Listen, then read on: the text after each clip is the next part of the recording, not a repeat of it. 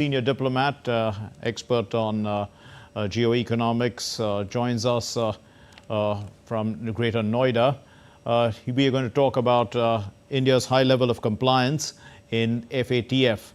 Thank you very much, Ambassador Mohan Kumar. Now, how does, in fact, India's high compliance, or F.A.T.F. compliance, help in India's continued rise or emergence as a major economic player? Thank you very much, Mark, for having me. No, it makes a huge difference.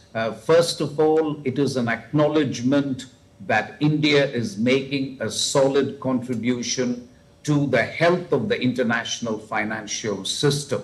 And you cannot say that you are the fifth largest economy on the cusp of becoming the third largest economy and not make a contribution to the financial health of the world. So that is the first point. The second, it makes a big difference because India has been showcasing its digital public infrastructure.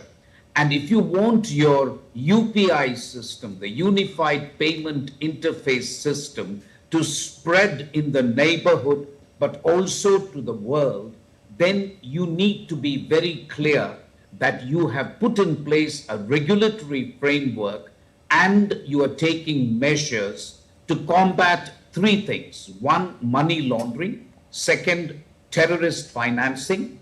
And the third, which is slightly less relevant for India, which is proliferation financing. So what the F.A.T.F. report has done is effectively given a clean chit to India by making India just a regular follow-up country.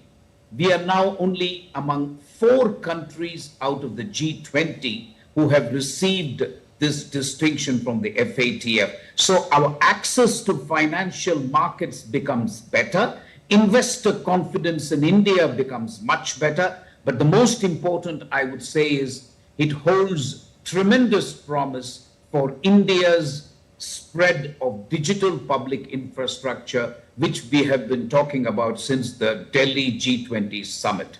Okay, taking that further, Ambassador Mohan Kumar, how can India actually share its best practices with countries of the Global South to improve the overall F.A.T.F. compliance? No, I think in our region, you will remember Pakistan had a problem. And then, of course, other countries don't have the same level of compliance. What the F.A.T.F's mutual evaluation report does, it does 2 things. One, the measures that you have put in place for countering money laundering and terrorist financing, they evaluate that. And this is done in collaboration between the Department of Revenue in India and the F.A.T.F. authorities in Paris. This takes 2 years, and this is the result of a 2-year cooperation, and that is why it's called Mutual Evaluation Report. But to answer your question, other countries can learn from the regulatory framework that we have put in. In fact, I'll be honest with you, I think the fact that India has relied less and less on cash transactions, more and more on UPI, that itself contributes to transparency and it contributes to better compliance, because corruption, the kind of money laundering, the kind of illegal transfers, everything comes down. The moment you get rid of cash transactions, you actually make a big step in terms of transparency and compliance. So other countries in the neighborhood and even those afar can learn a lot from 2 things. One, the regulatory framework, the legislation that we have put in,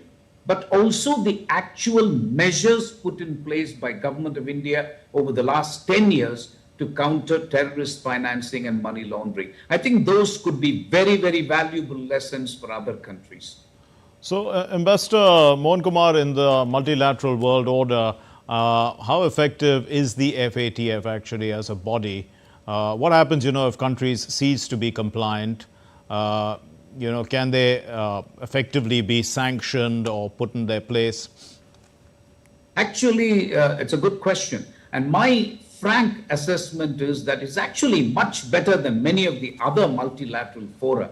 Because if you get a blacklist or a gray list which is what Pakistan got for several years, what happens is the F.A.T.F doesn't have to do anything. The moment they say you are on the grey list or a blacklist, international financial investors will develop cold feet.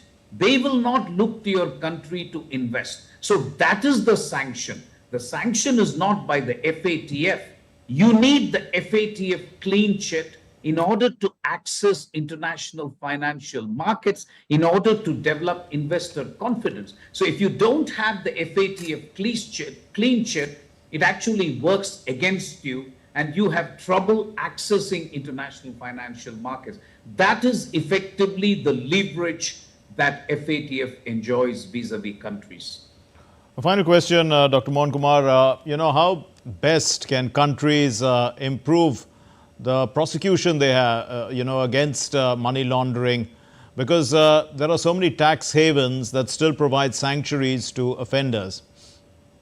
No, that's a terribly important question. I have the entire answer. I think there are improvements which are happening incrementally by F.A.T.F and others. But if you ask me very frankly, is there 100% compliance? Obviously not. But I think the world has realized that if you cut off financing and if you remove money laundering, then a lot of these illegal activities can be attacked. They happen because of financing, because otherwise it's simply impossible for terrorism or money laundering to happen on this scale. So I'm afraid eternal vigilance is the answer. I think important progress has been made, and I think we have to keep working in order to achieve the objective of zero tolerance for terrorist financing and money laundering.